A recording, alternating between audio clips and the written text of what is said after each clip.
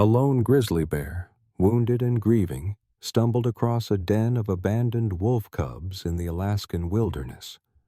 What happened next defied everything we thought we knew about wild instinct. He didn't harm them.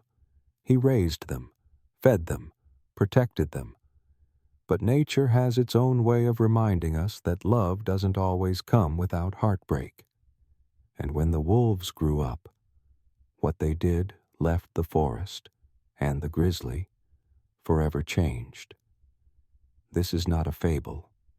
This is a story of loss, loyalty, and the kind of bond no species barrier could break. Before we begin, make sure to subscribe, like this video, and turn on notifications.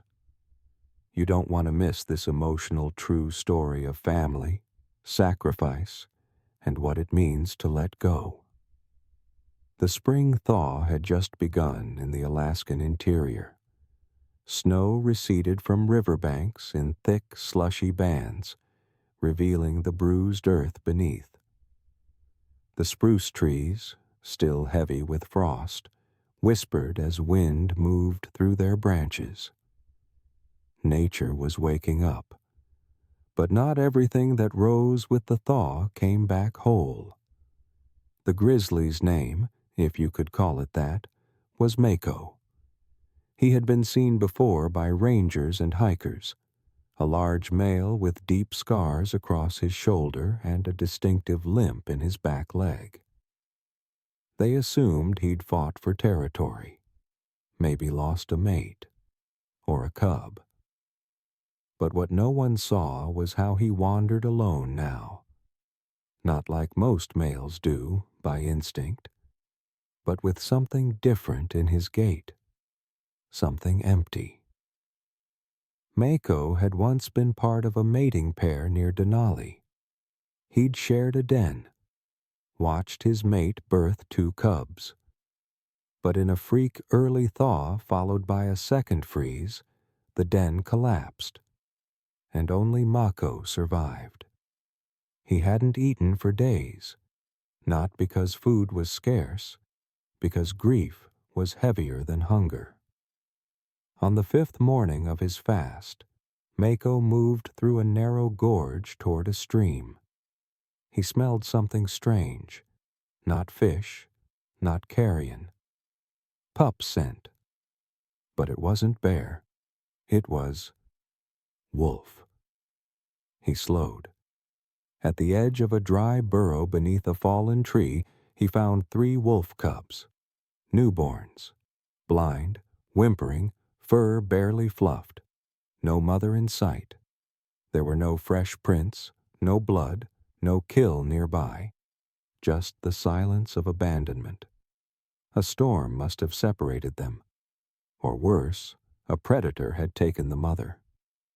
Mako could have done what instinct demanded, left them, or worse. But he didn't. Weeks passed. The days stretched longer as spring bled into early summer, and the snowmelt filled the creeks with fresh life. In that time, the wolf cubs grew stronger. They learned to walk, to climb, and to follow the massive creature they now understood not as a threat, but as home. Mako wasn't soft. He didn't nuzzle or play like a she-wolf might have. But he was there. He brought food with steady rhythm, fish, small game, the occasional dug-up root.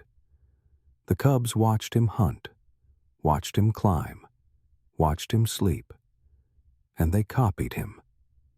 One by one, they started to mimic his movements. When Mako rose in the morning and stretched, so did the cubs. When he growled low at the sound of distant coyotes, they crouched beside him, silent. To anyone watching from the outside, the image would have looked absurd.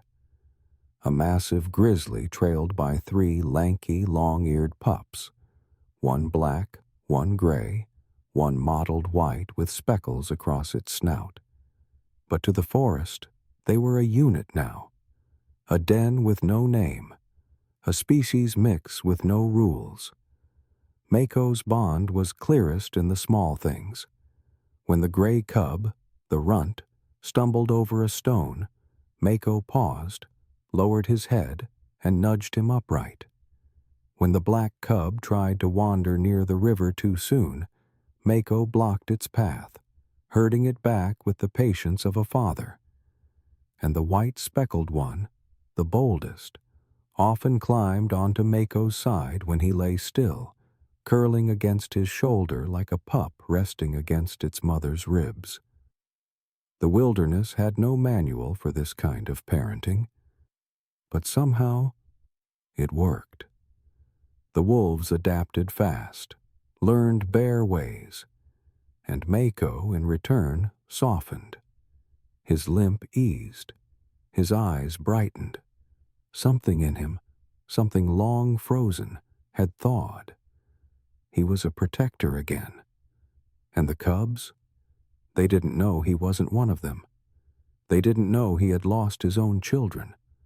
All they knew was he kept them warm. He brought food. And he never left. But outside the gorge, nature remembered what it had started. Wolves howled in the far distance. The first time the white-speckled cub howled, Mako flinched. It was dusk. They were gathered near the gorge's edge, a place Mako had once used as a fishing post. The air was cool, still, soaked in the gold of the sinking sun. The cub had stood on a boulder, nose lifted to the sky, and let out a sound that didn't belong to Mako's world. It wasn't the short yip of play or the growl of warning. It was a call. Instinctual. Ancient. Wolf. The other two joined moments later. Not perfectly, not in harmony, but enough. The forest answered. Far off. Distant. But real. A long rising howl from somewhere past the ridge. Mako stood, alert, chest heaving. He didn't know what he felt, only that the sound had awakened something old, not grief, not fear, a reminder that he wasn't their kind, and they were beginning to remember who they were. The next few weeks changed everything. The cubs no longer followed Mako in silence. They explored farther. They play-fought more aggressively, their teeth sharpened, their bodies stretched, thinned.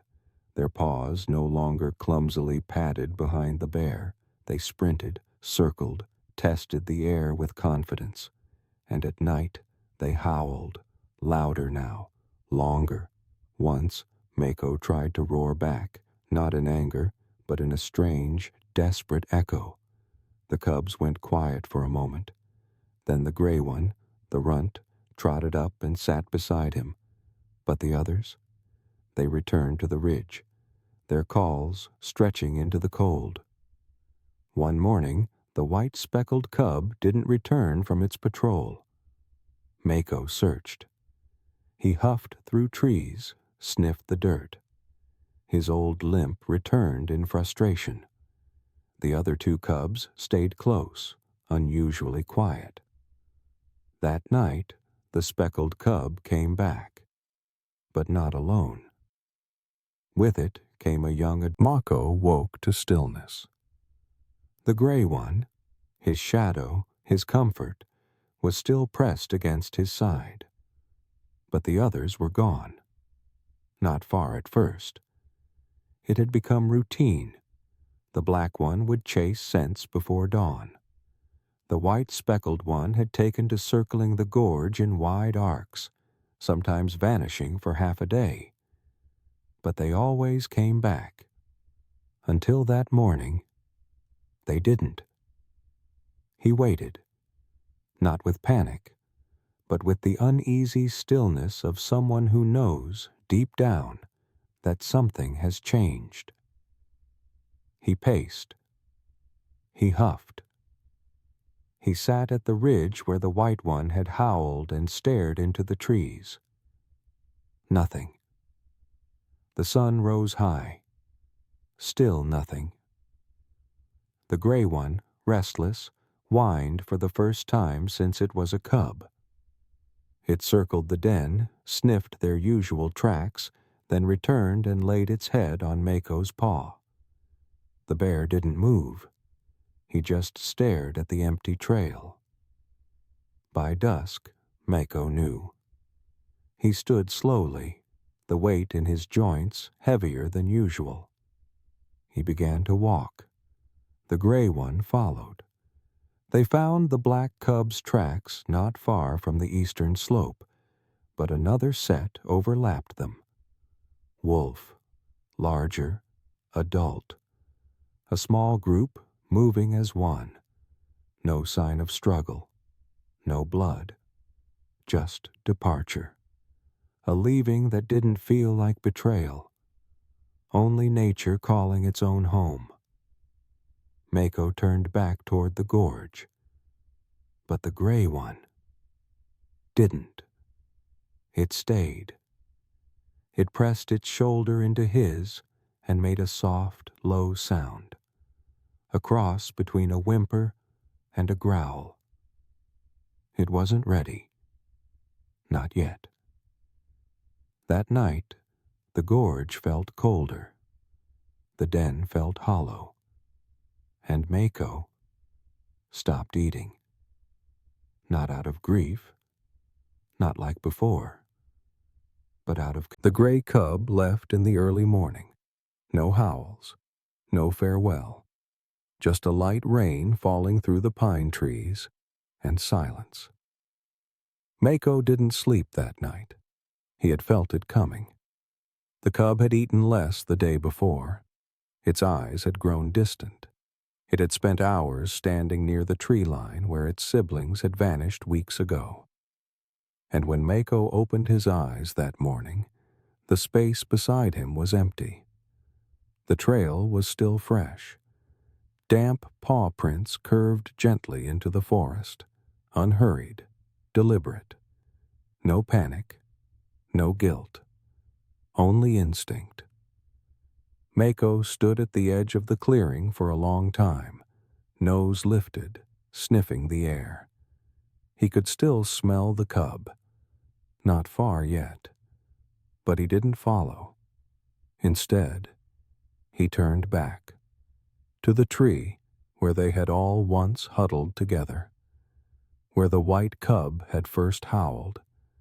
Where the black one had curled beneath his arm during a storm. Where the gray one had looked up at him with eyes that asked every day, "Are you really staying?" He had. But now they were gone. The following days were still. Mako didn't roam. He didn't hunt far. He returned to old habits, sleeping long hours, fishing when necessary, resting in the gorge. But everything felt smaller, because the forest, for all its vastness, held no echo of paws behind him, no eyes watching, no small heads resting against his fur, just wind and memory. Weeks later, a ranger on patrol in the western sector caught a glimpse of something unusual through her binoculars. A large grizzly sitting upright in a field surrounded by wolf prints. The ranger noted the position, how still the bear was, how he seemed to be waiting. She reported it to her station. Bear behavior seems calm, almost. It was nearly winter again. The air had taken on that sharpness that tells animals to move, to migrate, to hibernate, to survive.